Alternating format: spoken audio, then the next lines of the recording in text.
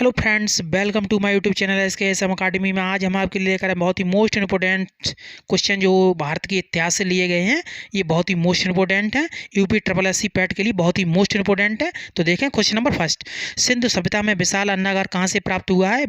सिंधु सभ्यता में विशाल अन्नागार कहाँ से प्राप्त हुआ? आंसर इसका मोहनजोदड़ो से। मोहनजोदड़ो से सिंधु सभ्यता में विशाल अन्नागार प्राप्त हुआ है। क्वेश्चन नंबर 2, भारत में मूर्त पूजा का आरंभ माना जाता है। भारत में मूर्त पूजा का आरंभ माना जाता है गुप्त काल से। गुप्त काल से। क्वेश्चन नंबर 3, ऋग्वैदिक आर्य किसकी पूजा करते थे? ऋग्वैदिक जो थे आर्य वो किसकी पूजा करते थे? आंसर इसका प्रकृति, यानी प्रकृति की ऋग्वैदिक आर्य जो थे पूजा किया करते थे। क्वेश्चन नंबर 4, आर्य भारत में सबसे पहले कहाँ बसे? आर्य जो थे भारत में सबसे पहले कहाँ बसे? आंसर इसका सप्त सैंधव प्रदेश से, यानी सप्त सैंधव प्रदेश से। क्वेश्चन नंबर 5, आर्यों का मूल निवास स्थान था, यानी आर्यों का जो मूल निवास स्थान था Asia minor. Asia minor. Question number 6, Gayatri मंत्र संबंधित है, यानी गायत्री मंत्र जो संबंधित है ये ऋग्वैदिक काल से, यानी ऋग्वैदिक काल से है।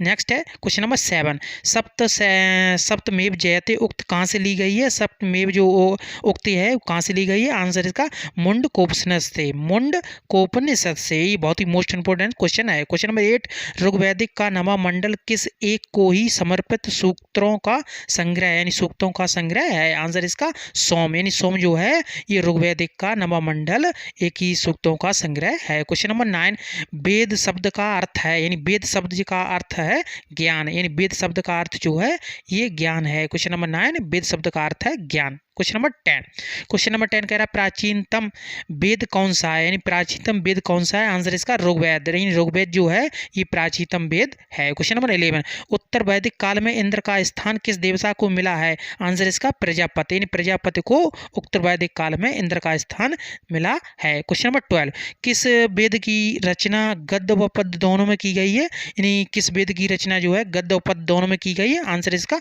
यजुर्वेद, यानी यजुर्वेद जो है ये गद्य और पद्य में दोनों की रचना की गई है। Question number 13, question number 13, Pataliputra नगर का संस्थापक था, यानी पाटलिपुत्र नगर का संस्थापक था उदयन, यानी उदयभद्र, यानी उदयन को ही उदयभद्र भी कहते हैं। क्वेश्चन नंबर 14, किस शासक की उपाधि कुड़िक थी, यानी किस शासक की उपाधि जो थी कुड़िक थी? ये बहुत ही मोस्ट इंपोर्टेंट है। आंसर इसका अजातशत्रु, यानी अजातशत्रु थी, इसकी उपाधि कुड़िक थी। क्वेश्चन नंबर 15, सिकंदर के समय मगध पर किसका शासन था? आंसर इसका घनानंद का। किसका था शासन?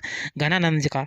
16वां क्वेश्चन, कालाशोक की राजधानी थी पाटलिपुत्र, कालाशोक की राजधानी थी पाटलिपुत्र, कालाशोक की राजधानी थी पाटलिपुत्र। क्वेश्चन नंबर 17, सिकंदर कहाँ का शासक था? सिकंदर जो था कहाँ का शासक था?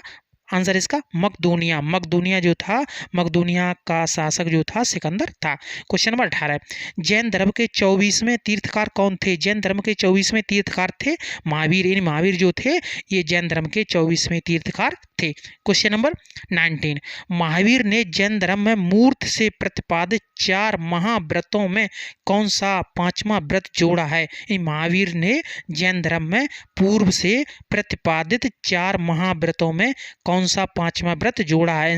आंसर इसका है ब्रह्मचर्य, यानी ब्रह्मचर्य जो है ये 5वां व्रत जोड़ा है। क्वेश्चन नंबर 19 में महावीर ने जैन धर्म में पूर्व से प्रतिपादित 4 महाव्रतों में कौन सा 5वां व्रत जोड़ा?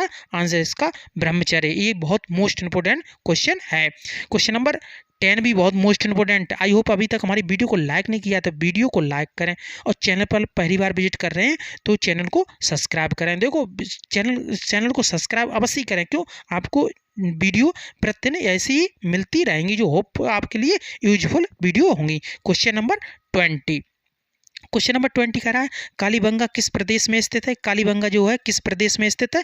आंसर इसका राजस्थान, राजस्थान में कालीबंगा स्थित है। क्वेश्चन नंबर 21, धातु से बने सिक्के सबसे पहले प्रकट हुए थे, यानी धातु से बने सिक्के जो सबसे पहले प्रकट हुए थे बुद्ध काल में, यानी बुद्ध काल में ही धातु के सिक्के जो थे सबसे पहले प्रकट हुए थे। क्वेश्चन नंबर 22, प्राचीन काल में स्रोत सामग्री लिखने के लिए प्रयुक्त भाषा थी?